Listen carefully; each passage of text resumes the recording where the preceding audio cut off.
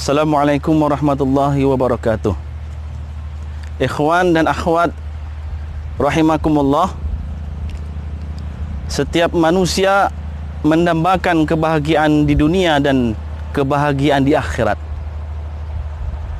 Dan Allah Subhanahu wa taala telah menetapkan kebahagiaan manusia di dunia dan di akhirat hanya di dalam mengamalkan agama secara sempurna. Allah Subhanahu wa taala telah menciptakan kepada manusia pasangan yang terbaik untuknya.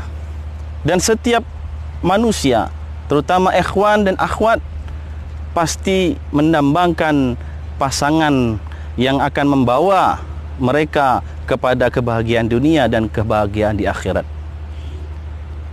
Namun sebaliknya, setiap kita diberikan oleh Allah Subhanahu wa taala kesempatan untuk mencari dan memilih pasangan yang terbaik di dunia. Karena saudara-saudaraku yang dimuliakan Allah Subhanahu wa taala, setiap kita telah Allah Subhanahu wa taala tentukan jodohnya masing-masing. Maka tergantung daripada kita bagaimana cara kita menyikapi dan mencari pasangan kita sesuai dengan kehendak Allah Subhanahu wa taala. Dunia adalah perhiasan, dan perhiasan yang terbaik adalah wanita solehah. Maka sebelum Anda melewati jenjang pernikahan, yang mana terkadang bagi para ikhwan dan akhwat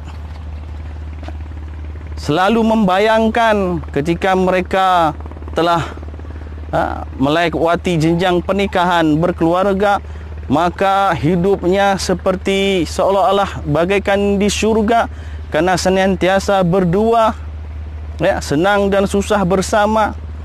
Namun para ikhwan dan akhwat rahimakumullah, perlu Anda sadari, pernikahan itu ibarat sebagaimana kita lihat, seperti kita berada di tepi pantai, sementara kita melihat dari pantai tersebut, nun jauh di sana kita melihat laut. Kita melihat laut dari sini begitu tenang melihatnya.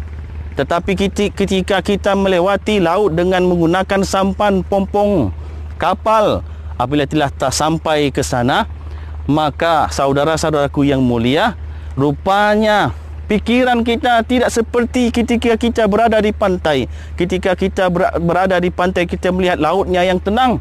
Tapi setelah kita melewati ombak, setelah kita melewati berada di tengah lautan, maka kita lewati badai, ketika ketemui badai, ombak, gelombang dan sebagainya.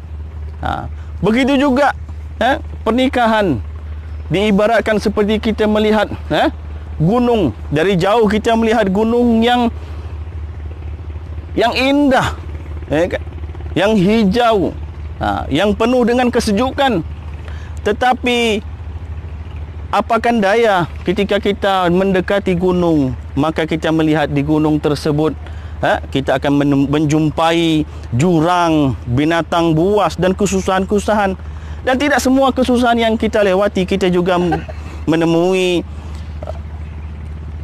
air yang sejuk dan sebagainya. Begitulah ibarat pernikahan yang kita lewati. Kita membayangkan bagaimana pernikahan kita akan mendatangkan kesenangan. Namun saudara-saudaraku yang dimuliakan Allah Subhanahu wa taala, pernikahan itu ibarat seperti kita melihat pantai. Kadangkala kita akan temui berbagai macam rintangan, karena pernikahan itu menyatukan dua karakter, karakter individu, karakter keluarga yang berbeda.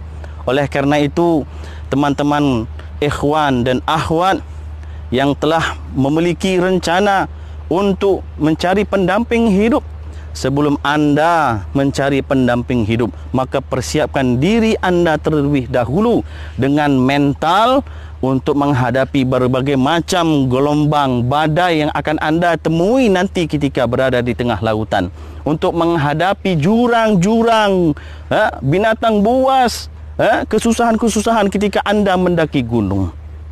Ketika anda akan melewati pernikahan, maka berbagai macam rintangan, ujian. Oleh karena itu, saudara-saudaraku yang dimuliakan Allah Subhanahu wa taala, mari kita memperkuatkan diri kita dengan iman dan takwa kepada Allah Subhanahu wa taala.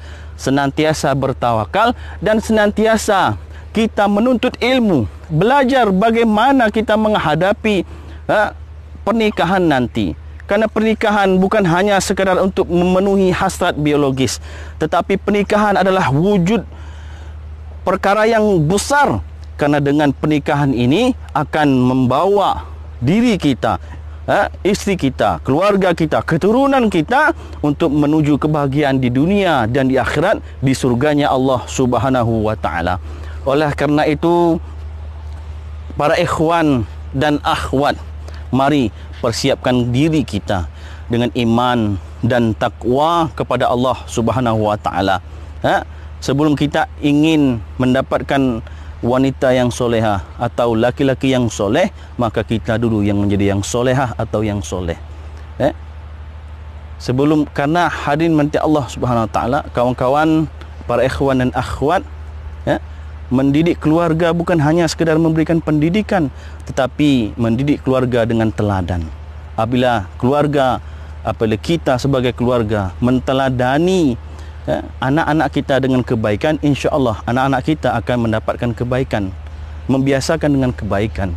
Tetapi apabila kita sebagai kepala keluarga tidak menteladani dengan kebaikan, maka keluarga yang akan kita bawa alamat akan celaka dunia dan akhirat. Maka saudara-saudaraku yang dimuliakan Allah Subhanahu wa taala, mari kita mulai dari sekarang perbaiki diri kita, perbaiki amal kita, perbaiki tawakal kita kepada Allah Subhanahu wa taala. Semoga nantinya Allah pertemukan para ikhwan dan akhwat dengan jodoh yang sesuai kehendak Allah Subhanahu wa taala, jodoh yang akan membawa keluarga anda di dunia, kebahagiaan di dunia dan kebahagiaan di akhirat. Sekian dari kami, semoga ini menjadi motivasi dan nasihat bagi saya dan kita semua untuk mendapatkan kebahagiaan dunia dan akhirat. Wassalamualaikum warahmatullahi wabarakatuh.